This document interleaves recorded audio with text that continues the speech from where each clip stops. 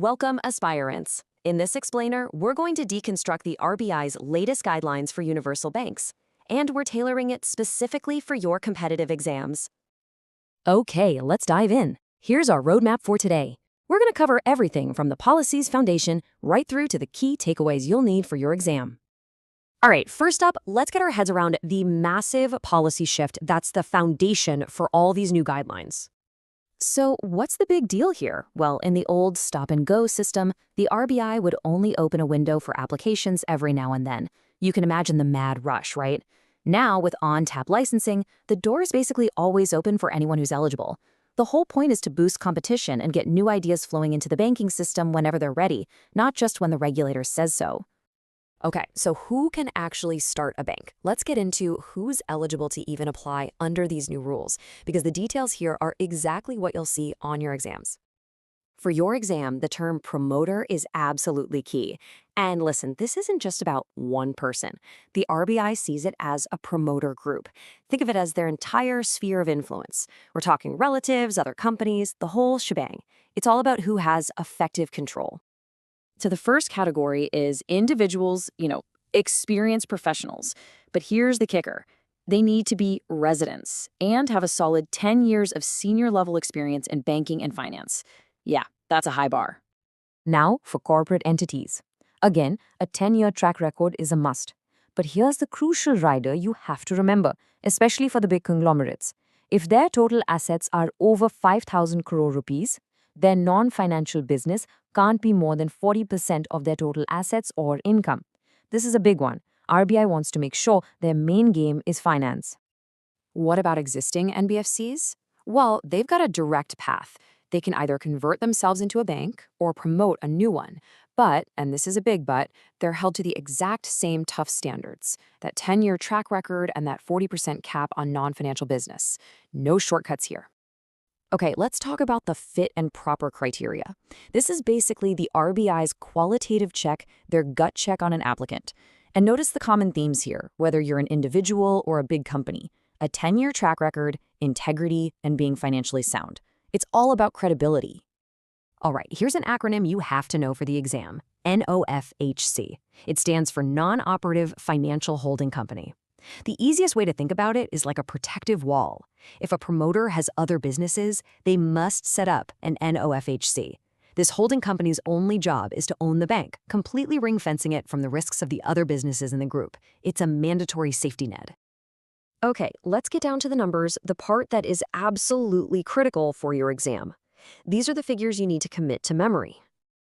And the first magic number is 1,000 crore rupees. This is the rock-bottom minimum net worth a new universal bank has to have, not just on day one, but at all times.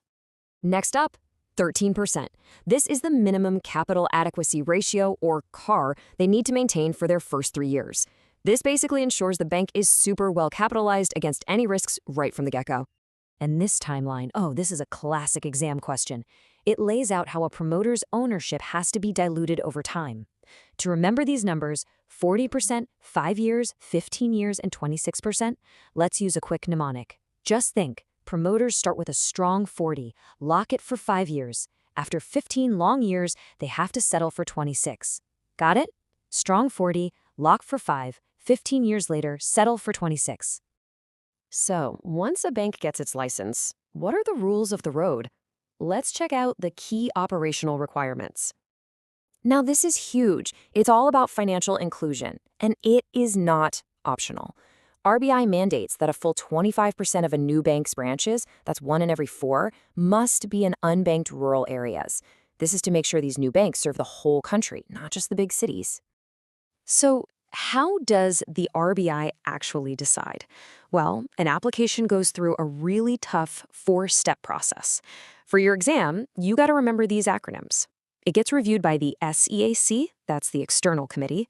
Then it goes to the internal ISC. And the final decision comes from the CCB. So just remember that flow. SEAC, then ISC, and finally CCB. Okay, but what if a small finance bank, an SFB, wants to level up? Can they become a universal bank? Well, there's a specific path for that now.